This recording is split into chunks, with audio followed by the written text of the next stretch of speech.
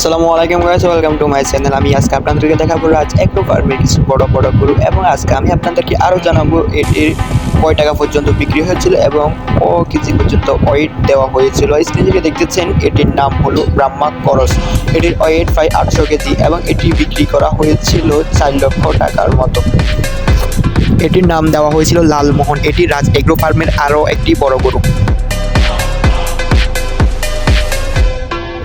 এটি হলো পাকিস্তানের নকরা। এটির নাম দেওয়া হয়েছিল রাজাবাবু। এর ওয়েট দেওয়া হয়েছিল প্রায় 830 কেজির মতো। এটি বিক্রি হয়ে 8 লক্ষ টাকা। কারণ এই গরুটির মাংস দেখে না, এই গরুটির সৌন্দর্য দেখে ক্রয় করে নিয়েছিলেন। কারণ এই গরুটি দেখতে অনেক কিউট ছিলেন এবং অন্যান্য গরুর থেকে ইউনিক ছিলেন, খুবই সুন্দর গরু ছিলেন এটি।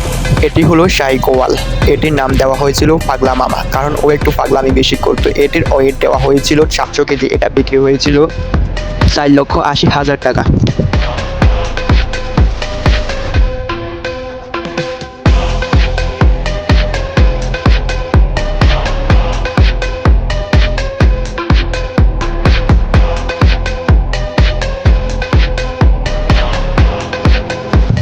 এটি হলো ইন্ডিয়ান বলদ। এটির কোনো নাম দেওয়া হয়নি। এটির ওয়েট হয়েছিল 930 কেজির মতো। এটি বিক্রি হয়েছিল 4,30,000 টাকা।